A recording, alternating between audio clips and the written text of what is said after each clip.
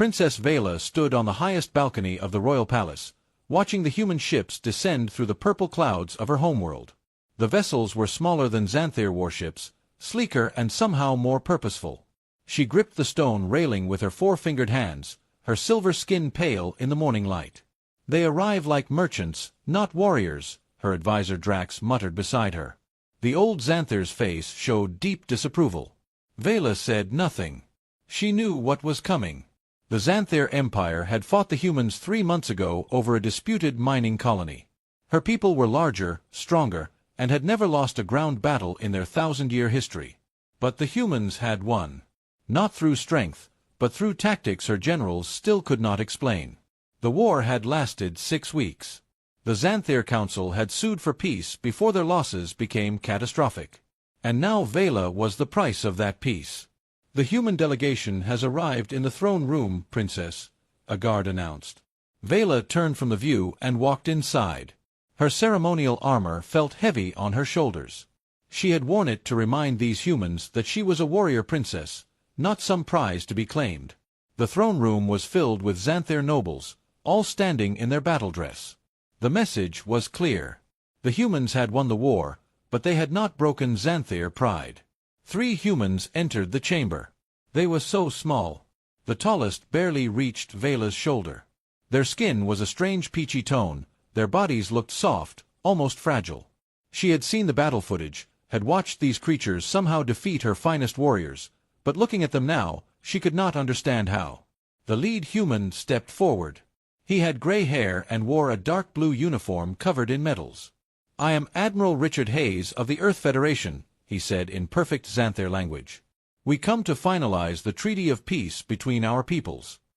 Emperor Xanthros, Vela's father, stood from his throne. "The terms are agreed. My daughter, Princess Vela, will marry your chosen representative. This union will bind our peoples and ensure lasting peace." Admiral Hayes nodded and gestured to the man beside him. "May I present Captain Jake Morrison? He has volunteered to accept this honor." Vela's eyes moved to the human captain. He was younger than the admiral, with short brown hair and dark eyes. He wore the same blue uniform but with fewer medals. He looked at her directly, which surprised her. Most beings, even other Xanthir, avoided direct eye contact with royalty. He was not impressive. His frame was lean where Xanthir males were broad. His arms looked thin, his stance relaxed rather than commanding. This was the human they sent to marry a princess? "Captain Morrison," her father said, "do you accept the terms of this union?" "I do, Your Majesty," Jake replied. His voice was steady, calm. He spoke Xanthir with a slight accent but clearly enough. "And you, Vela? Do you accept this marriage for the good of our people?" Every eye in the room turned to her. Vela felt the weight of her empire on her shoulders. If she refused, the war would continue. Thousands more would die. Her pride against countless lives. "I accept," she said. The words tasted like ash. The ceremony happened 3 days later. It was a mixture of Xanthir and human traditions that satisfied neither culture completely. Vela wore the traditional crystal crown of Xanthir brides. Jake wore formal Earth military dress with a ceremonial sword at his side. They spoke the vows in both languages. Vela's voice was strong and clear. Jake's was quiet but firm. When it was done, they were married. Bound together by politics and necessity. The reception was awkward. Xanthir nobles clustered on one side of the great hall, human diplomats on the other. Vela sat at the high table beside her new husband, maintaining proper distance. "You do not have to do this," Jake said quietly, speaking to her for the first time since the ceremony. "Be unhappy, I mean. We can make this work." "Work?" Vela turned to look at him. "We are different species from different worlds, forced together to stop a war neither of us wanted. How exactly will this work?"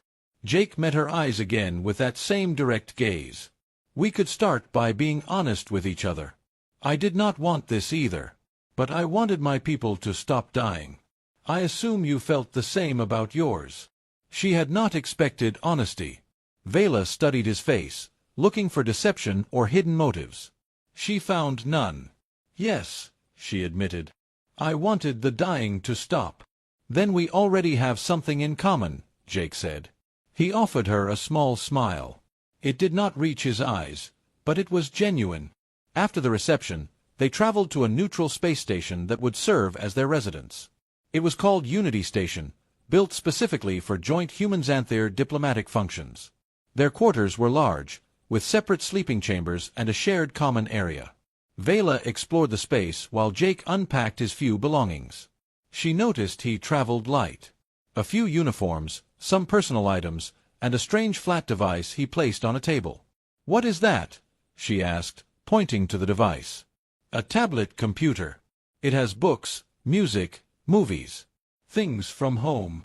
Jake looked at it with something like sadness. "I thought I might get homesick." Vela understood that feeling.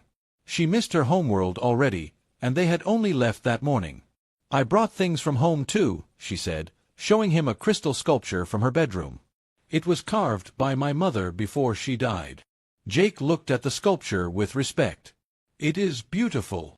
They stood in awkward silence for a moment. "I will try to be a good husband," Jake finally said. "Even if this is not what either of us chose." "I will try to be a good wife," Vela replied. "Even though I do not understand you humans at all." Jake smiled again, slightly wider this time. "That makes us even. I do not understand Xanthir either. It was not friendship. It was not love. But it was a start." Over the next weeks, they established a routine. Jake spent his mornings in the station's gym, training. Vela handled diplomatic communications with her homeworld. They ate meals together, maintaining polite conversation. They were civil, careful, and distant. Vela's attendants, two Xanthir females named Syra and Kella, made their opinions clear when Jake was not around. "He is so small," Syra said while helping Vela dress one morning. "How can such a creature have defeated our warriors?" "Luck," Kella suggested. "Or tricks. Humans are known for their deceptions." Vela said nothing, but she wondered the same things. She had watched Jake in the gym once through a window. He moved well for a human, but compared to a Xanthir warrior, he seemed slow, weak. Yet the battle reports did not lie. Humans had won. Jake never responded to the subtle insults from Vela's staff. He remained polite, respectful, and calm. Always calm. It was unnerving. Xanthir showed their emotions openly. Human restraint felt like deception. One evening, Vela found Jake in the common area, reading on his tablet. "May I ask you something?" she said. "Of course." He set the device down. "How did your people defeat mine? I have seen you train. You are not stronger or faster than Xanthir warriors. Yet you won every battle." Jake considered the question carefully. "We think differently. Xanthir fight with honor, with tradition. You have rules of combat that go back centuries. We admire that, but we do not share it." "So you have no honor?" Vela felt insulted. "We have honor," Jake said. "But we define it differently. To us, honor is protecting our people by any means necessary. If that means fighting dirty, using tricks, ignoring tradition, then we do it. We fight to win, not to look noble while losing." Vela thought about this. It was disturbing. It also made sense. "Your people sound ruthless," she said. "We can be," Jake admitted, "when we have to be. But we can also be kind, creative, and peaceful. We would rather be friends than enemies." "Yet you are very good at being enemies." "Yes," Jake said simply. "We have a lot of practice." Vela left the conversation troubled. She had married a human to bring peace. But she was beginning to understand she had no idea what humans truly were. That understanding would come soon enough. And it would terrify her. The message arrived during breakfast. Vela was eating traditional Xanthir grain paste while Jake worked through something he called scrambled eggs. The communication terminal chimed, and Drax's face appeared on the screen. "Princess, we have a problem," her old advisor said. His face looked grim. "The Crimson Talons have rejected the treaty." Vela set down her spoon. "The Crimson Talons are a small faction. They do not speak for the Empire. They are growing, Princess. General Croth has been recruiting. He calls your marriage a betrayal of Xanther honor. He says you have shamed our people by lying with a human. Jake set down his fork but said nothing. Vela felt anger rise in her chest. Croth is a warmonger who wanted this conflict to continue, she said. Tell the council I will not be intimidated by his rhetoric. There is more, Drax continued. Croth has support among the military. Not enough to threaten the government, but enough to cause serious problems. He has 3 warships and perhaps 500 loyal soldiers. What does he want? Jake asked quietly. Drax looked at the human with barely concealed dislike. He demands the princess annul this marriage and return home. If she refuses, he has vowed to take action. After Drax signed off, Vela and Jake sat in silence. Finally, Jake spoke. We should relocate to a more secure station. This one was built for diplomacy, not defense. No, Vela said firmly. I will not run from Croth. It would show weakness. It would show wisdom, Jake countered. There is no honor in dying for pride. You do not understand Xanther culture. If I run, Croth wins. More will join him. The peace will collapse. Jake studied her face for a long moment. All right. Then we prepare to defend this station. Against 3 warships and 500 soldiers? With what army? With what we have, Jake said simply. He stood and walked to the communication terminal. I need to speak with the station commander. Over the next days, Vela watched Jake transform. The quiet, polite husband became someone else. He walked the station with the commander, identifying defensive positions. He studied layouts and systems. He requested equipment transfers and personnel assignments. What is he doing? Syra asked Vela one afternoon. Preparing, Vela said. She was not sure for what. She found Jake in a gym late one evening. He was not exercising. He was watching combat footage on a wall screen. Footage of Xanther warriors fighting. What are you doing? She asked. Learning, Jake said without looking away from the screen. Every species fights according to their nature. If I understand how Xanther think, I can predict how they will attack. Vela watched the screen. It showed Crimson Talon soldiers in a training exercise. They moved in standard formation, using traditional tactics that had served the Xanther military for centuries. You are studying our weaknesses, she said. I am studying patterns, Jake corrected. The Crimson Talons are traditionalists. Croth is old guard military. He will attack the way he was trained to attack. That makes him predictable. You speak as if the attack is certain. It is, Jake said.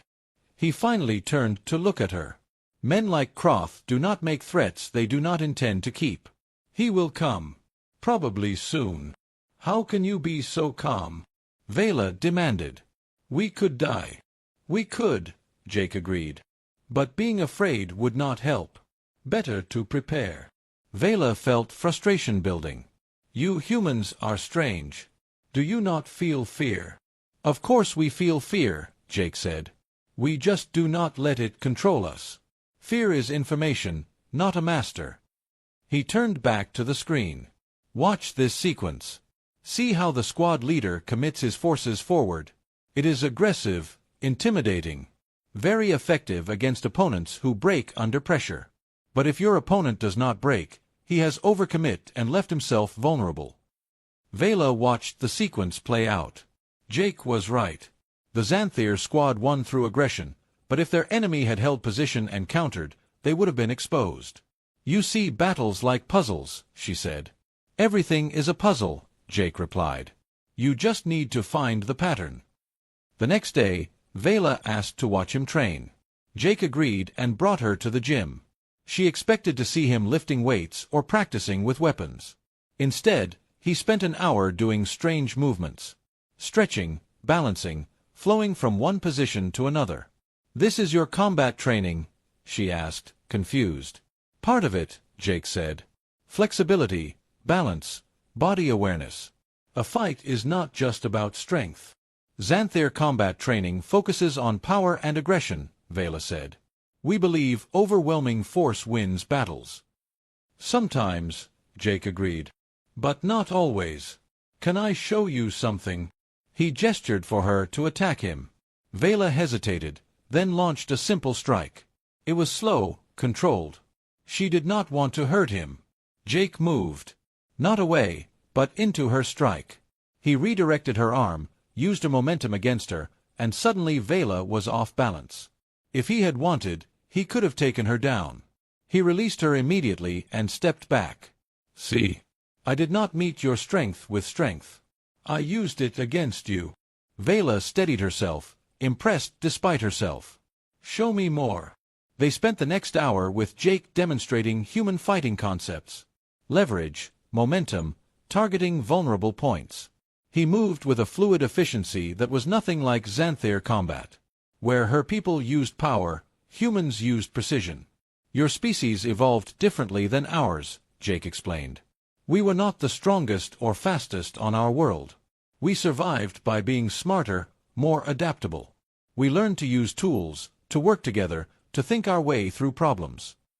You are hunters, Vela said, understanding. We were, Jake agreed. Persistence hunters.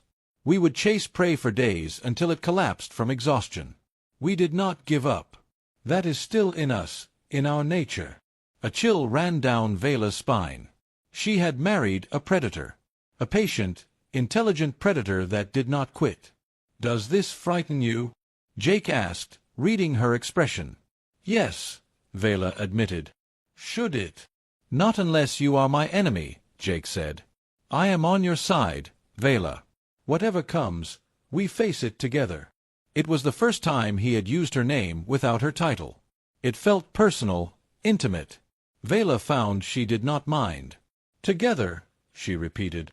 That night, Vela could not sleep. She kept thinking about what Jake had shown her. The humans had defeated her people not through superior strength but through superior thinking. They fought like she had always been taught was dishonorable. They adapted, used tricks, exploited weaknesses. But was it really dishonorable? Or was Xanthair pride simply another weakness to be exploited? She found Jake in the common area, reading. Can I ask you something personal? She said. Yes. Why did you really volunteer for this marriage? The truth. Jake set down his tablet. I had a younger brother. Danny. He was a civilian transport pilot. He died when Xanthair forces attacked a convoy in the disputed zone. It was one of the early battles. Vela felt cold. I am sorry. So am I, Jake said. But I do not blame you or your people. War is random, cruel. Danny was in the wrong place at the wrong time. When the treaty was proposed, I thought about him. About all the brothers and sisters on both sides who would die if the war continued. I could not bring Danny back. But I could maybe stop others from losing their brothers. Vela sat down across from him. That is why you are so calm about Croth. You have already lost what you feared losing most. Maybe, Jake said. Or maybe I just believe some things are worth fighting for. Peace is one of them. Even if it costs me everything. They sat in comfortable silence for a while. Finally, Vela spoke.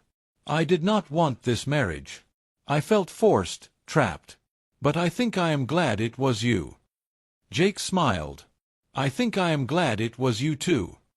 The attack came 2 days later. Station alarms shrieked through the corridors. Vela ran to the command center with Jake right behind her. The station commander, a human named Lieutenant Cooper, was coordinating with her small security force. 3 Xanthair warships just dropped out of hyperspace, Cooper reported. They are broadcasting a message from General Croth. He demands Princess Vela be released to him immediately. How long until they can board us? Jake asked. 15 minutes, maybe 20. We are not a military station. Our shields will not hold long. Jake turned to Vela. Last chance to evacuate. I can get you to an escape pod. No, Vela said. I stand with you. Jake nodded. He had expected that answer.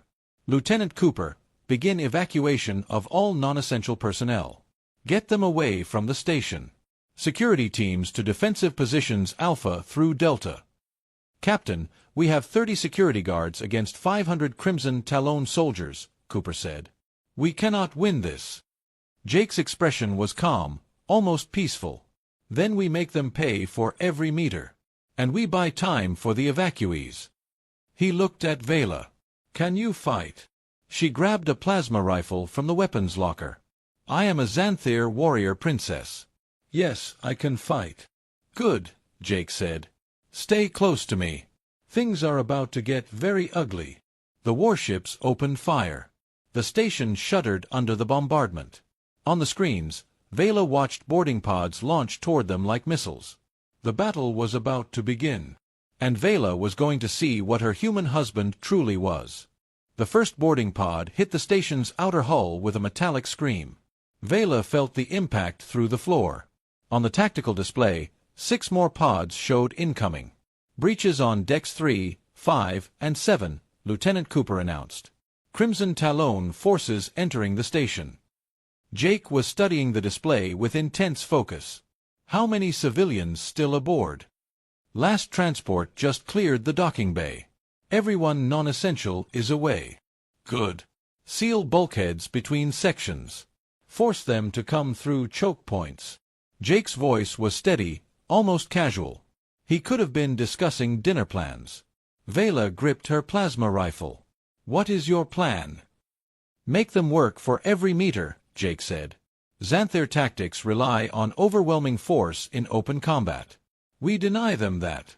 Tight corridors, ambush positions, hit and run.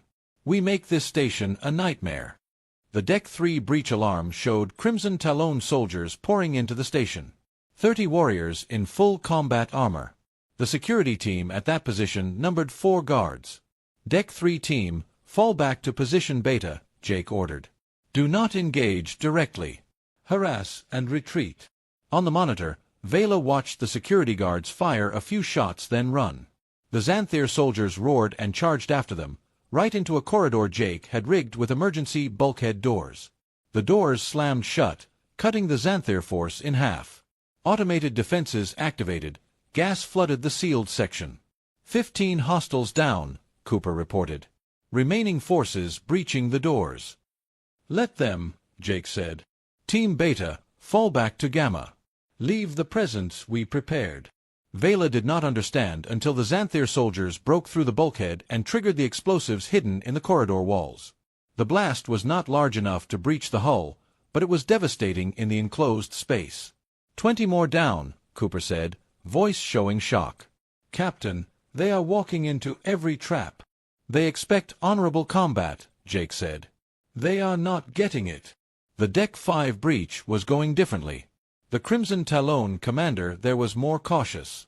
His forces advanced slowly, checking for traps. Smart one, Jake muttered. He tapped commands into the console. Vent atmosphere in sections 5 Alpha through 5 Delta.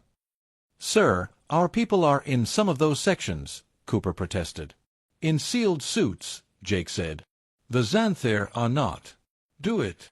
Air began venting from the Deck 5 corridors. The Crimson Talon soldiers stumbled, gasping. They had not expected to need vacuum equipment for a boarding action. Some managed to seal their helmets. Others collapsed. Vela watched the carnage with mixed feelings. These were her people dying. But they had come to kill her and destroy the peace. Jake was protecting her, protecting the station, protecting the future. You are ruthless, she said quietly. I am effective, Jake corrected. There is a difference. I do not kill for pleasure. I kill to protect. But I do kill. An explosion rocked the command center. The Deck 7 team was in trouble. They brought heavy weapons, Cooper said. Plasma cannons. They are cutting through our defenses. Jake pulled up a schematic. How many? 40 soldiers. Maybe more coming through the breach. That is Krotha's main force, Jake said. He will be with them. Lieutenant Cooper, you have command here. Vela, with me. Where are we going? Vela demanded. Deck 7. If we take out Kroth, the others might surrender. That is insane. You cannot fight 40 Xanthir warriors. Jake was already moving toward the door. I do not plan to fight fair. Vela followed him into the corridor. They moved quickly through the station, Jake leading with absolute confidence. He knew every turn, every access panel, every potential position. You memorized the entire layout, Vela realized. First thing I did when we arrived, Jake said. Know your battlefield. They reached Deck 7 through a maintenance shaft. Jake moved in absolute silence. Vela tried to match his stealth, impressed by how quietly he could move despite the situation. They emerged in a storage bay. Through the door, Vela could hear Xanthir voices. Krotha's forces were regrouping, planning their next push. Jake opened a panel in the wall and began working with the wiring inside. What are you doing? Vela whispered. This storage bay holds reactor coolant. Very cold, very volatile if it vaporizes quickly. I am overriding the safety systems. You are going to flood the next room with coolant? With coolant vapor, Jake corrected. It will not kill them, but it will blind them, disorient them, make them vulnerable. He finished his work and pulled out 2 small devices from his belt. Grenades. When I blow the door, the vapor will flood out. I go in while they are confused. You stay here and cover the exit. Anyone who comes through that is not me, you shoot. Jake, there are 40 of them. He looked at her with those calm, dark eyes. I know. Stay here, Vela. Please. Before she could argue, he placed a breaching charge on the door and moved to the side. The explosion blew the door inward. White vapor poured out, thick as fog. Jake threw both grenades into the cloud and went in right behind them. Vela heard the grenades detonate. Then she heard screaming. She could not see through the vapor, but she heard everything. Plasma fire, shouts of confusion, bodies hitting the floor. The sounds of Jake moving through the Xanthir soldiers like death itself. A figure stumbled out of the vapor. Crimson Talon armor, gasping for air. Vela fired. The soldier went down. 2 more emerged. She fired again. Her aim was true. Inside the vapor, the sounds continued. Jake was fighting dozens of warriors in 0 visibility. But he knew where he was. They did not. He was hunting them. The vapor began to clear. Vela saw inside and her breath caught. Bodies everywhere. Xanthir soldiers down, unconscious or groaning in pain. And in the middle of the carnage stood Jake. His uniform was torn. Blood ran from a cut above his eye. He was breathing hard. But he was standing. And he was holding General Kroth by the throat. Kroth was huge, even for a Xanthir. He struggled against Jake's grip, but the human held firm. In Jake's other hand was a plasma pistol, pressed against Krotha's head. Order your forces to stand down, Jake said calmly. Or I will kill you right here. You would not dare, human, Kroth snarled. You have no honor. Honor? Jake's voice went cold. You attacked a diplomatic station. You tried to murder a princess of your own people to start a war. Do not talk to me about honor. He pressed the pistol harder. Give the order. Krotha's eyes went to Vela. She stepped forward, rifle ready. You brought this on yourself, Kroth, she said. You put pride before peace. You valued tradition over lives. You are everything wrong with the old Xanthir way. The old way made us strong, Kroth spat. The old way lost us the war, Vela countered. This human, this single human, just defeated 40 of your best soldiers. Maybe it is time we learn from them instead of fighting them. Kroth looked around at his fallen warriors. At Jake, still holding him effortlessly. Something broke in his expression. All Crimson Talon forces, stand down, he said into his communicator. Cease combat operations. Jake held him for another moment, then released him. Kroth collapsed to his knees, defeated not just in body but in spirit. Lieutenant Cooper's voice came over Jake's communicator. Captain, the enemy forces are surrendering. All breaches secured. Casualties? Jake asked. 2 security guards injured, not seriously. No fatalities on our side. Jake closed his eyes briefly. When he opened them, Vela saw the exhaustion there. Take Kroth into custody, Jake ordered. Medical teams to Deck 7. Many wounded here. He swayed slightly. Vela caught his arm. You are hurt, she said. I am alive, Jake corrected. That is what matters. Around them, the surviving Crimson Talon soldiers were being secured. They looked at Jake with something Vela had never seen in Xanthir eyes before. Fear. Over the next hours, the situation stabilized. Human and Xanthir military forces arrived. The Crimson Talon survivors were taken into custody. Croth was transported to a military prison. Vela found Jake in the medical bay. A doctor was treating his wounds. Cuts, bruises, one cracked rib. Nothing life-threatening, but painful. You should rest, she said. I will. Soon. Jake winced as the doctor sealed a cut on his shoulder. How many did we lose total? Station-wide, 73 Crimson Talon soldiers dead or critically wounded. 237 captured. Our forces, 2 injured, both will recover fully. Jake absorbed this silently. 73 dead. That is 73 families that will grieve. They chose to attack us, Vela said. I know. Does not make it easier. Vela sat beside him. You destroyed an army, Jake. 40 soldiers in that room alone. I watched you fight. It was like nothing I have ever seen. I did what I had to do. You did the impossible. You are one man. They were hundreds. How? Jake looked at his hands. They were bandaged now, but Vela had seen them covered in blood earlier. Humans are good at war, he said quietly. We have practiced it for thousands of years. Every generation, we got better at killing each other. It is not something to be proud of. It is just what we are. You are more than that, Vela said. You are also good at protecting. At sacrifice. You could have evacuated. Instead, you stayed and saved everyone. Not everyone, Jake said. 73 did not make it. 73 who came to murder us, Vela reminded him.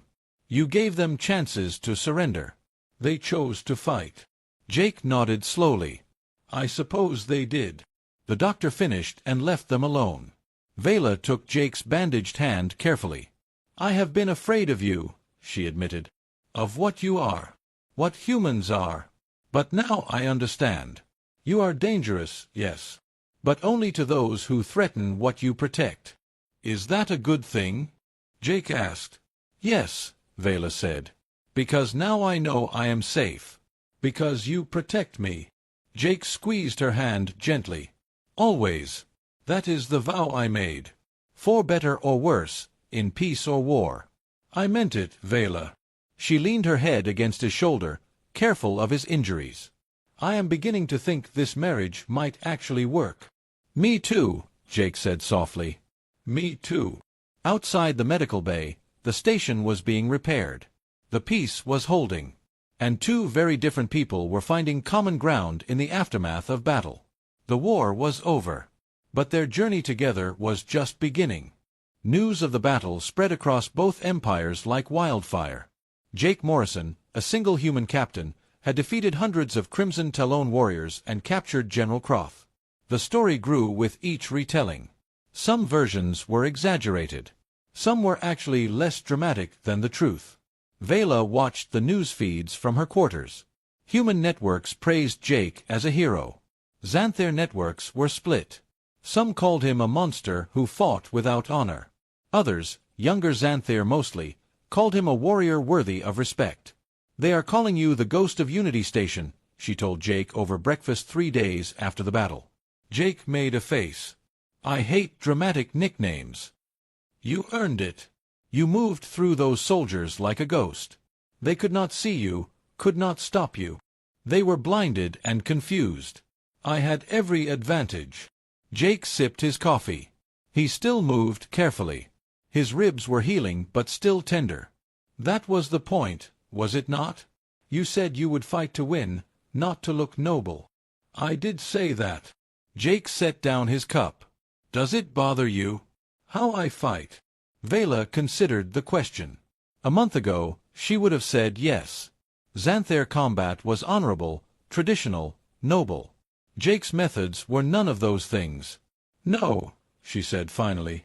It does not bother me. You protected innocents. You minimized casualties. You gave Croth every chance to surrender. That is a different kind of honor. Jake smiled. You have changed since we married. You have changed me, Vela corrected.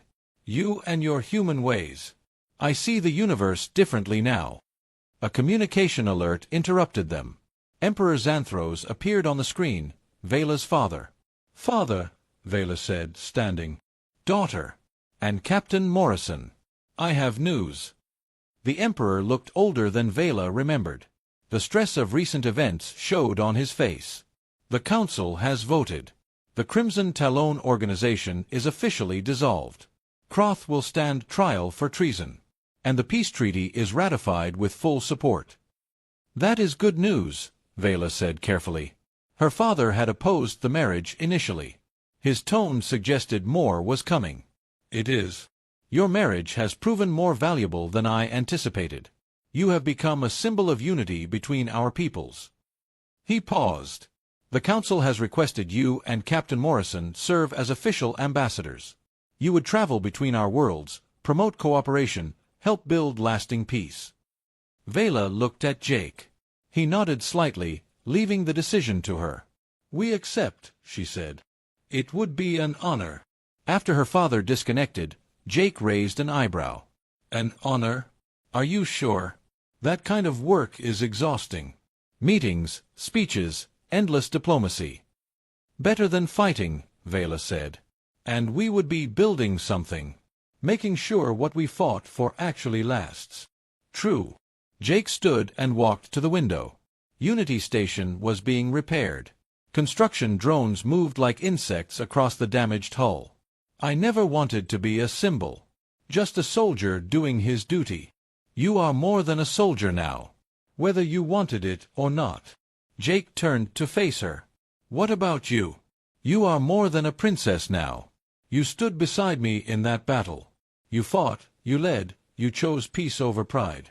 Your people will see you differently. Good, Vela said. The old way was not working. Time for something new. Over the next weeks, they began their work as ambassadors. Their first stop was Earth. Vela had never been to the human homeworld. The ship approached through dark space, and suddenly there it was. A blue and green sphere, wrapped in white clouds, impossibly beautiful. It is so bright, Vela whispered, looking at the planet on the view screen. All that water, Jake said. Earth is 70% ocean. Very different from your world. They landed at a place called Geneva. The city was old, built around a lake, with mountains in the distance. Vela found it strange and wonderful. Everything was smaller than Xanthair architecture. Designed for smaller people. The reception was massive. Thousands of humans gathered to see the Xanthair princess who had married one of their own. Vela wore her formal armor, modified slightly to be less intimidating. Jake wore his dress uniform. I am nervous, Vela admitted as they waited to go on stage. You fought beside me against Crotha's army, Jake said. You can handle a speech. Fighting is easier. I know how to do that. Jake took her hand. Just be honest. Speak from your heart. They will love you. He was right. When Vela spoke about her journey from reluctant bride to true believer in peace, the crowd was silent and attentive. When she praised Jake's courage and humanity's strength, they cheered. When she called for both species to learn from each other, they stood and applauded. Afterward, they met with Earth's leaders. President Hayes, a woman with gray hair and sharp eyes, greeted them warmly. Captain Morrison, we are promoting you to commander.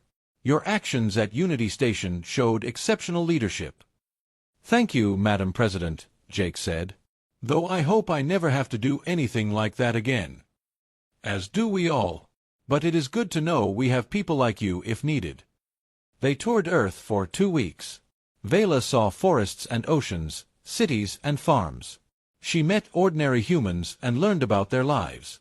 She found them diverse, passionate, endlessly creative. Your people argue constantly, she observed one evening. About everything. Politics, culture, even food. We do, Jake agreed. It is messy. But it means we keep questioning, keep improving. We do not do things just because that is how they have always been done. Xanther do exactly that, Vela said. Tradition above all. Maybe that is why we stagnated while you advanced. Their next stop was the Xanther homeworld. Jake had never been there. As their ship descended through the purple atmosphere, Vela watched his face. "What do you think?" she asked. "It is beautiful. Harsher than Earth, but beautiful in its own way." The reception on the Xanther homeworld was more complicated. Many welcomed them. Many did not. Old traditionalists saw Jake as a threat to their way of life. Young Xanther saw him as proof that change was possible. They visited schools and military bases. Vela spoke about human tactics and adaptability. Jake demonstrated human fighting techniques. Some Xanther warriors were insulted. Others were fascinated. At one military academy, an instructor challenged Jake to a sparring match. The Xanther was huge, heavily muscled, a champion fighter. "I do not want to hurt you," Jake said. "You could not if you tried, human," the instructor sneered. They fought in a training ring. The instructor was strong, fast, aggressive. Everything Xanther combat valued. Jake was smaller, weaker, slower. But Jake was smarter. He avoided the instructor's powerful strikes. He used the larger fighter's momentum against him. He targeted vulnerable points with precision. Within 3 minutes, the instructor was on the ground, tapping out in surrender. The watching students were silent. Then one began to clap. Then another. Soon the whole academy was applauding. The instructor stood, rubbing his shoulder. "You fight like no warrior I have ever faced." "That is the point," Jake said. "Different does not mean weaker. It just means different." That moment, captured on video, spread across the Xanther networks. It did more to change opinions than 1,000 speeches. Back at the palace, Emperor Xanthros invited them to a private dinner. "You are changing our culture, daughter," he said. "Faster than I thought possible." "Is that bad?" Vela asked. "No. It is necessary. We were too rigid, too proud. The humans defeated us because we could not adapt. Now you show us how to change." He looked at Jake. "I owe you an apology, Captain Morrison. Commander Morrison. I thought you were a weak choice for my daughter. I was wrong. You are exactly what she needed. What our people needed." "Thank you, Your Majesty," Jake said. "Though I am still just a man trying to do the right thing." "That is why you are the right choice," the Emperor said. Months passed. Vela and Jake traveled constantly. They gave speeches, attended conferences, met with leaders and ordinary citizens. They worked to build connections between humans and Xanther. It was exhausting. It was frustrating. It was also deeply rewarding. One evening, back at Unity Station for a brief rest, Vela found Jake looking at old photos on his tablet. Pictures of his family. His parents. His brother Danny. "You still miss him," she said softly. "Every day," Jake admitted. "But I think he would be proud of what we are doing. Building peace so other brothers do not die." Vela sat beside him. "You never talk about your feelings much. Humans can be private about that. Especially men. We are taught to be strong, to not show weakness." "That is foolish. Feelings are not weakness." "I know. But knowing and doing are different things." Jake set down the tablet. "I am getting better, though. You help with that." "How?" "You ask. You listen. You make it safe to be honest." He smiled. "You have changed too, you know. When we married, you were all pride and anger. Now you are open, curious, kind." "We have both changed," Vela said. "We have changed each other." She took his hand. "I need to tell you something." "What?" "When we married, I hated it. I hated you, a little. Not you personally, but what you represented. The end of my freedom. A political arrangement." "I know," Jake said gently. "But now, after everything we have been through, everything we have built together, I do not hate it anymore. I do not even just accept it." She met his eyes. "I am grateful for it. For you." This marriage stopped being political for me. It became real. Jake was quiet for a moment. It became real for me too. Somewhere between the fighting and the traveling and the late-night conversations. I stopped seeing you as a duty and started seeing you as a partner. As a friend. He paused. As someone I care about deeply. Is that human way of saying you love me? Vela asked with a slight smile. Maybe. Is that the Xanthir way of asking? Maybe. They sat in comfortable silence, hands intertwined. Outside, the stars shone through the viewport. Two different worlds, two different people, finding something neither expected. Love growing in the space between war and peace. We have more trips scheduled, Vela said eventually. 3 conferences next month. 4 diplomatic functions. A tour of the outer colonies. I know. We should probably get some sleep. Probably. But neither of them moved. Vela. Jake said. Yes. I am glad it was you. I am glad I married you. I am glad it was you too, Jake. They sat together, watching the stars, planning for tomorrow, building a future neither could have imagined months ago. The war that brought them together was over. The peace they fought for was holding. And against all odds, they had found something worth more than treaties or politics. They had found each other. 6 months after the battle at Unity Station, Vela stood in the Grand Assembly Hall of the Xanthir homeworld. Representatives from both empires filled the chamber. Today was the signing of the Permanent Alliance Treaty. Beside her, Jake looked uncomfortable in his formal uniform. He whispered, "Why do these ceremonies always take so long?" "Because both our peoples love ceremony," Vela whispered back. "Be patient. Patience is not my strength. I know. One of your few weaknesses." He smiled at that. They had gotten comfortable with each other. The formal distance of their early marriage was long gone. Emperor Xanthros was speaking. 6 months ago, we stood at the edge of war. Today, we stand at the beginning of lasting peace. This treaty represents not just an agreement between governments, but a joining of cultures, of futures, of destinies. President Hayes stood to speak next. The Xanthir and humans have much to learn from each other. Your strength and honor, our adaptability and innovation. Together, we can build something neither could alone. The treaty was signed. Applause filled the hall. Vela felt pride and relief. The peace was official now, permanent. No more Crimson's talons could threaten it.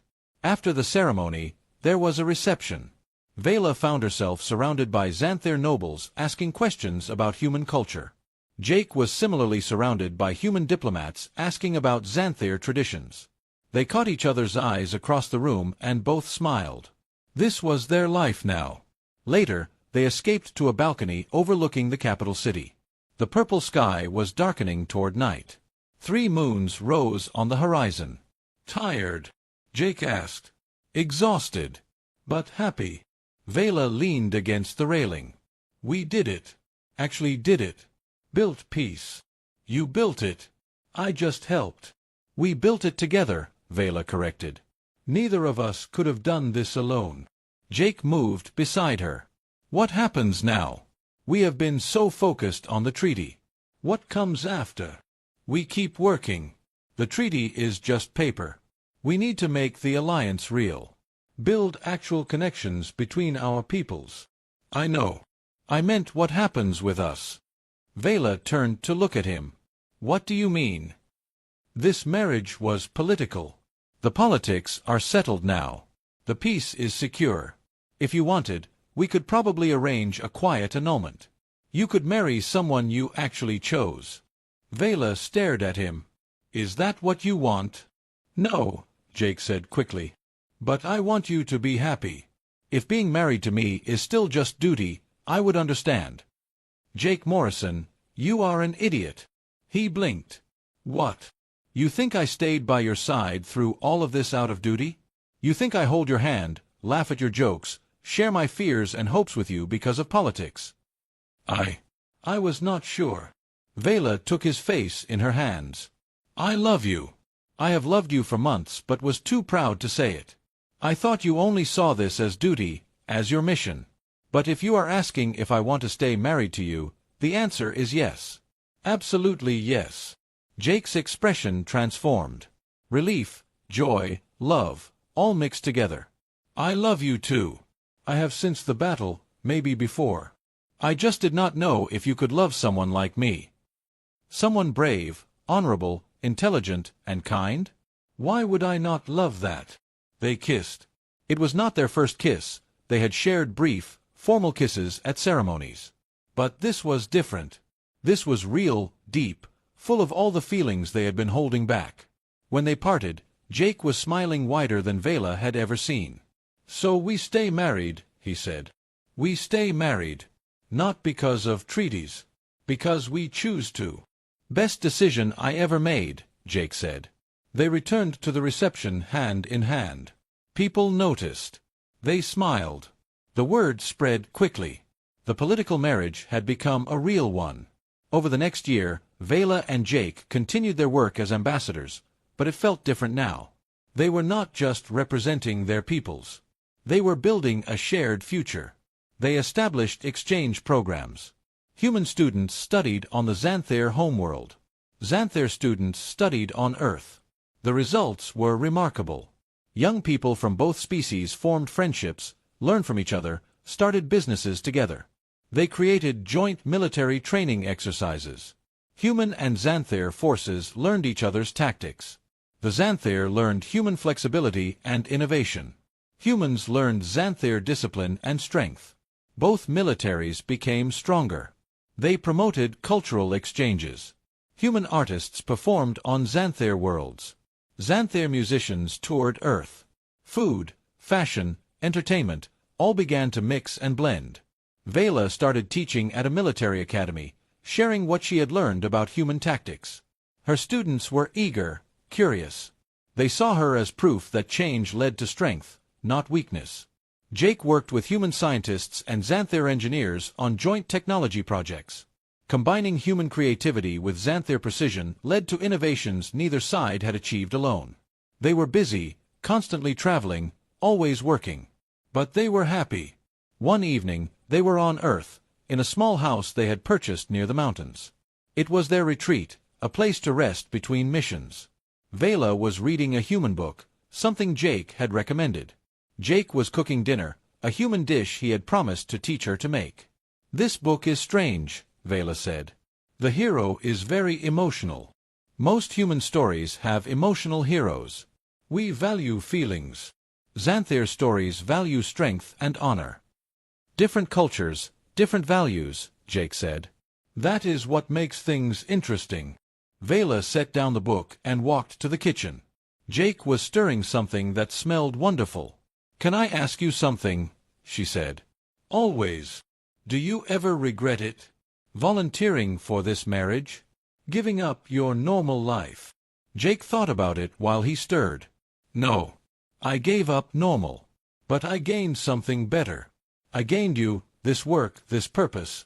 I helped end a war. I made real peace. How many people get to do that? Not many.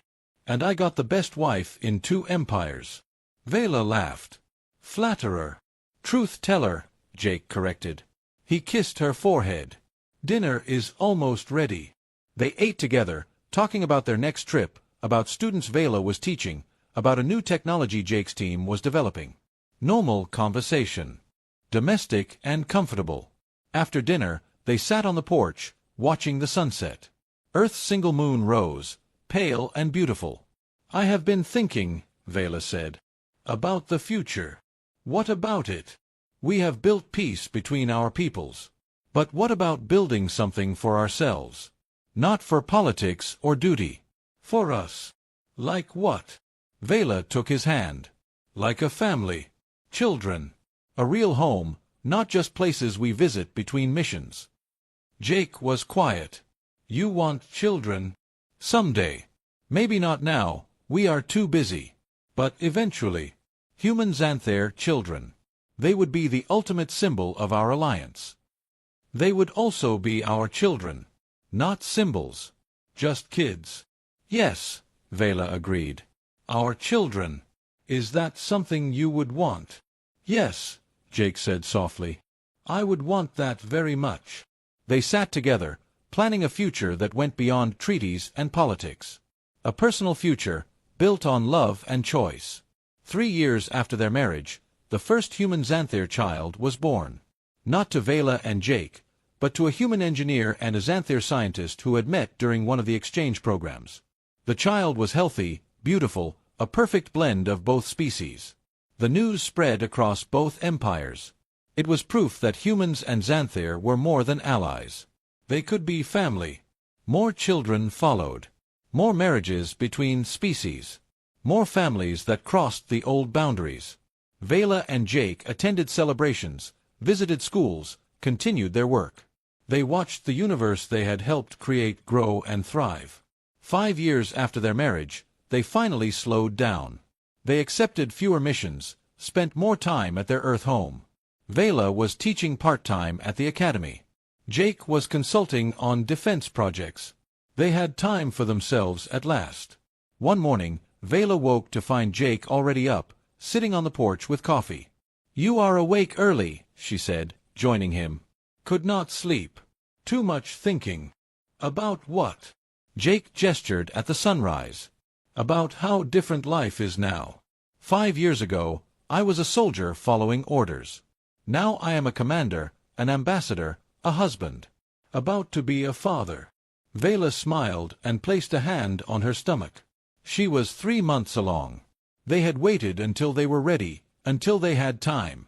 Now seemed right. Scared? She asked. Terrified, Jake admitted. I fought armies. I helped end wars. But being a father, that is the scariest thing I have ever faced. We will figure it out together. Like everything else. Together, Jake agreed. He put his arm around her. You know what is funny? What? I volunteered for this marriage to stop a war. I expected duty, maybe some diplomatic work. I never expected to fall in love. Never expected to be this happy. Life is surprising that way. It is. Jake looked at her. Thank you. For what? For being you. For giving this strange marriage a chance. For loving me back. For all of it. Vela leaned against him. Thank you for being brave enough to try. For showing me humans are more than I thought. For proving that different can be beautiful. They sat together, watching the sun rise over the mountains, thinking about the child growing inside her, about the future they were building. The war was distant history now.